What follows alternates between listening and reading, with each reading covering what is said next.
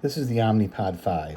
I just started on the system and I wanted to show you some differences with the pods and also the PDM. So the PDM is a new PDM. It's much bigger, but I'll show you why it's bigger. Is that it also shows your glucose from your Dexcom. And that's a nice feature, of course. It has all the same features as the Omnipod Dash. So you can actually go and you can give yourself your bolus. You can use your CGM value, which it automatically puts in.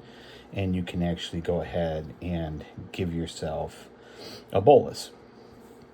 So I don't need to do that right now. I need to change my my pod. So we're going to cancel this and go back. So that's the PDM. It's very nice. It gives you your historical view of your glucose level for your CGM, and it shows you your automated insulin delivery on the bottom here. I'll go into that in a new video sometime very soon. So the pods are very similar. If you look, the packaging is very similar. So you have to be very careful, especially if you have extra dash pods, because they won't work with the new system. You'll see the purple here. That's the Omnipod 5. If you remember from your dash, here's the top piece of the packaging. It's orange. That's the dash. The purple is the Omnipod 5. Okay, so we're going to open it. I've already washed my hands and things of that nature. And you're going to see the same thing as you see in the Omnipod Dash. So you have your pod, and you have your, of course, your syringe and your needle. And the difference is, so you can see the difference right here. You know you have an Omnipod 5 if you have a clear tab, this tab here. If you remember from the Dash, you have a blue tab, okay, that covers your needle. So that's something that you want to be very cognizant of, that you're not going to utilize a dash pod or waste a dash pod, because it won't work.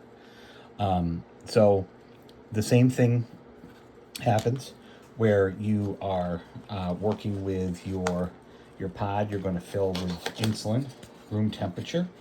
I use the insulin List Pro. That's what my insurance company covers. Of course, this is a new vial. I won't show you guys how to draw that up, because I'm sure you know how to do that. But it's very important that you don't get any bubbles at all in the pod itself. So just make sure that you are ready to go with your insulin. No bubbles as you move through this. So we're back, and I actually have my insulin here for my Omnipod 5. And I, of course, do the same thing, where I put that into the insulin delivery hole, and I squeeze the plunger down.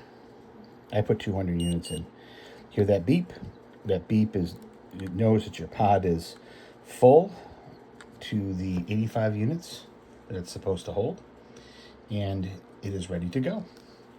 So that's of course, that's the way you fill. The same thing with the Omnipod Dash, and you use that for your Omnipod 5, same way. And what we have to do, of course, is when we set up our new pod, we are going to change our pod. You got to make sure that your old pod is deactivated. So as you know, you're deactivating your old pod, okay? And you're going to set up your new pod, which we've done, okay? And then, of course, we're going to see the next. And I put my PDM right next to my pod, so I have no issues with it priming. So right now the pump is priming with the insulin, and the PDM is doing its job, sending it its message to go ahead and prime. And that click means that it's priming, and you can hear the pump moving along.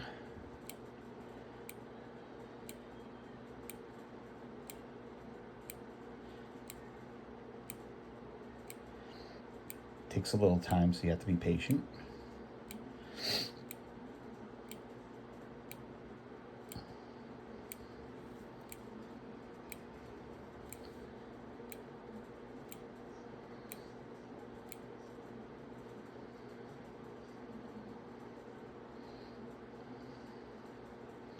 So the pump stopped priming.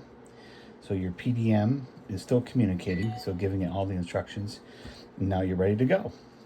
It tells you to pull the clear tab off, like that. And now your needle is ready, and you can go ahead and peel your adhesive off, the cover to the adhesive, and you're ready to go. I hope this was helpful. Thanks very much, and have a great day.